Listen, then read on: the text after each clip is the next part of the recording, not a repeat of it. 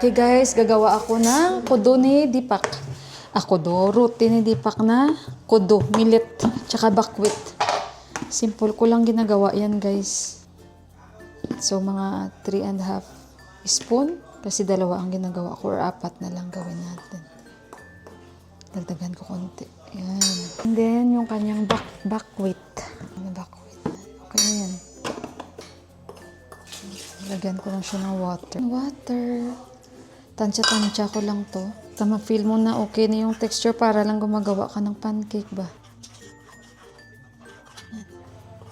Dagdagan natin yan mamaya ng water konti.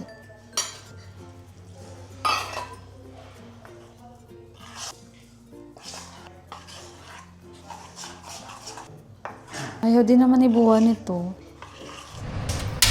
Okay guys, tutuin ko na yung roti ni Deepak or yung millet roti niya na may bako.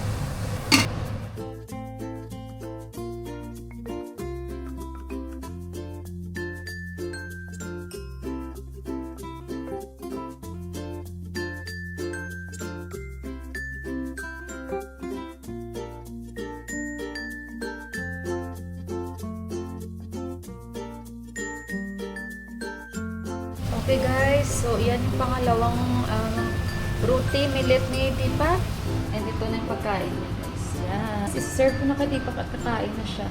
Oh, hello guys. Kakagising ko lang. Nakaidlip. Alay, yung aking na namang mic. Akala ko nakakonect tayo. Sandali mo na mag-connect muna ako. Late na naman ako guys. Okay guys, yan na may mic na tayo. So, kumustahin ko lang si Buwa. Si Deepak natutulog pa.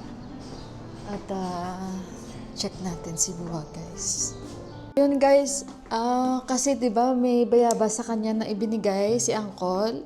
Alam ko hindi yan siya kakain guys. Hindi yan siya kakain guys kasi ang problema nga nila dito, excuse sa mga kumakain. Ang problema talaga nila dito is constipated talaga sila ba. Tingnan nyo ang laki nito. Sabi ko wag mo na lang muna panay-check yung BP mo kasi parang today too much checking na tayo. Sabi ko sa kanya and pupunta din naman tayo sa doktor. So ayun, tikman natin to. Konti lang guys. So good luck sa akin, no? Kain ako konti. Mamaya pa kami aalis na sa papuntang doktor. So, hiwain ko muna to konti at kain tayo konting bayabas. Ito, kain tayo nito. Manakan. Tamis.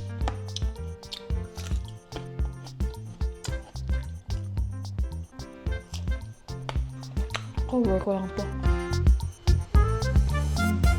Alam nyo ba yung pollution dito sa Kathmandu buong Nepal? Sobra-sobra parang hindi healthy talaga this time. Kaya ayun, sabi nila uulan. Parang hindi naman umulan guys. Inaantay ko nga na uulan at least kahit paano mag-clear yung yung ulap. Kasi nga sobrang ilang araw na ganito siya, gloomy, na akala mong gloomy siya pero hindi pala gloomy, na akala mong foggy siya, hindi pala fog. Ano pala siya guys, pollution na hindi mo alam kung saan nang gagaling, baka sa China, katabi namin kasi ang China, baka dito itinatapon na naman sa Nepal yung kadumihan.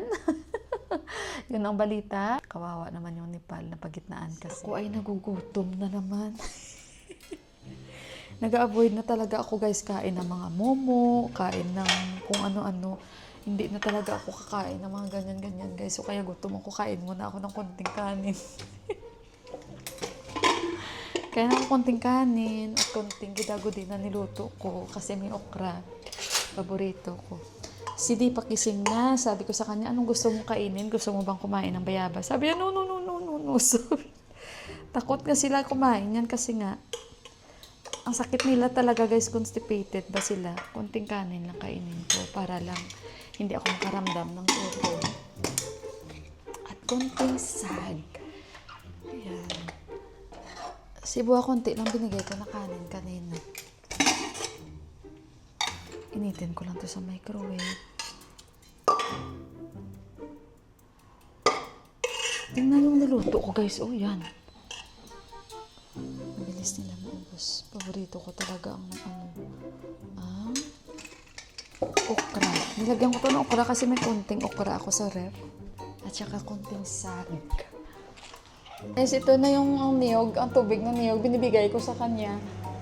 Sabi niya, ang dami naman niya. Sabi ko, hindi, inumin mo to kasi maganda to. So, sabi niya, hatiin natin, inom ka rin. Ay. Kanina kasi ayaw niyang inumin, guys. Sabi ko, inumin mo to. So, ito, guys, ang kakainin ko. At si Deepak, bigay ko tong coconut water sa kanya, guys. Akyat tayo sa itaas. Nala ko, pag nag-snack sila dito, yung chura, yung flat rice, chura tawag nila.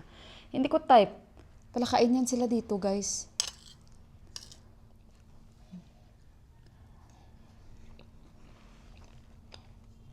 Ito yung niluto ko na may zucchini at okra.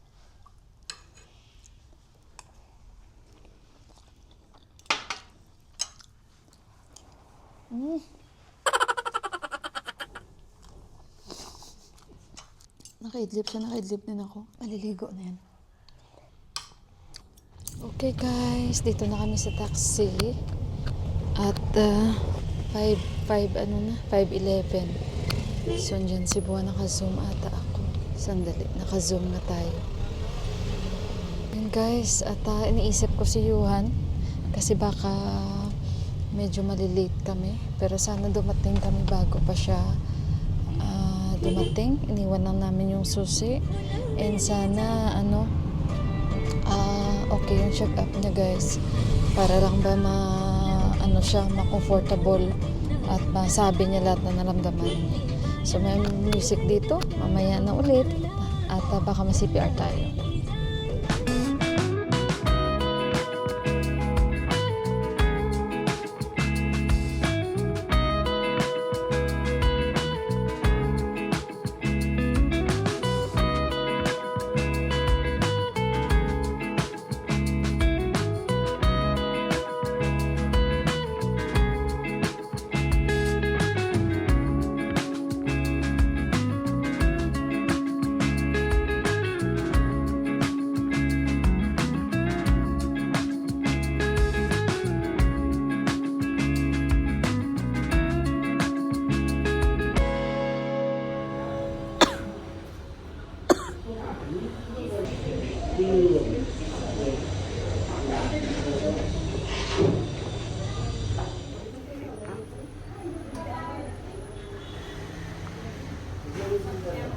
Guys, antay ng turn ni Buwa. Maraming pasyente.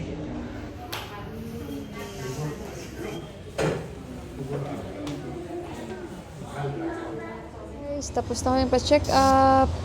At okay naman yung check up ni Buwa at mga nirereklamo niya, pinalitan yung isa niyang gamot. Kasi baka doon daw tumataas, so palitan. Tik siya, daddy?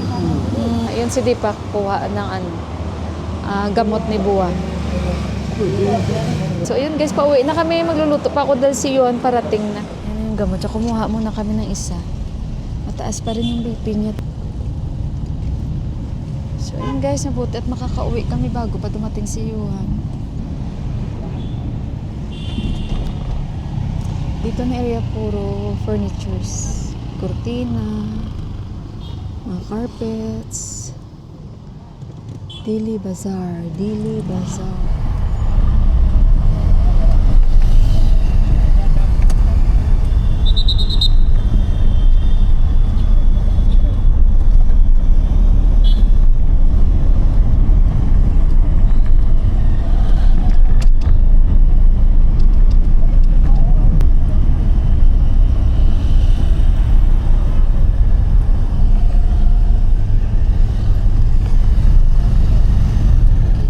Bali sabi ni Deepak, tinitignan niya yung prescription. Tinaasan yung dosage ng gamot ni Buwa. And di ba nirereklamo niya yung lagi sa baba ng tiyan niya. Sabi ni Doc, huwag ka masyadong mag-isip, walang problema. And then, yung sa chest niya, dito banda, wala rin problema. So, ayun, sana mayroon na siya. Guys, no peace of mind. Kasi may record naman si Doc and chinek naman siya sa loob. Pinahiga lahat-lahat. Sabi ni Deepak. So, basta ang advice ng Doc, dahan-dahan, huwag mag-isip masyado. So, ayun, yung dosage ngayon ng gamot niya mas mataas na. At I hope na hindi natataas yung BP niya. So, yun guys, at magluluto pa ako. Okay guys, nandito na kami sa bahay. Nagsaing agad-agad ako. And ito na, nagluluto na ako sa ating air fryer ng manok. Ayan. And ayun, pinabili ko si Deepak ng salad dahil ito yung aming kakainin. Magsalad ako, cucumber, carrots, at saka mula. Ayan, labanos and yung rice. So si Bua, nag-lose siya ng 1 kg. And mabilis talaga mag-lose ng weight basta isip ng isip. And nag-upload agad-agad ako as soon na dumating kami. Saing muna ako, nagsalang muna ako ng manok. Akit na naman ako sa taas at nag-upload. Kaya pagpasensyahan nyo late yung vlog natin. So ayun guys, ayan, nakabihis na agad ako. And si Bua at si Deepak ayun. At kakadiscuss lang nila ng mga gamot. Si Deepak, in-explain niya kay Daddy. And ayun, mga hinugasan ko, ililipat ko muna and parating na yung anak ko. And bumili si Deepak ng cheese and bread para kay Johan bukas. Kasi sabi ko, bumili ka kasi nga favorite ni Johan. Iwan and dal. Mix ko to sa gadagode, kakainin ni Buwa to. As much as possible, ayoko magtapon ng pagkain. Maingay. Kasi okay pa naman ang food, hindi man expired. At saka yun. And nagluluto ako ng roti ni Deepak.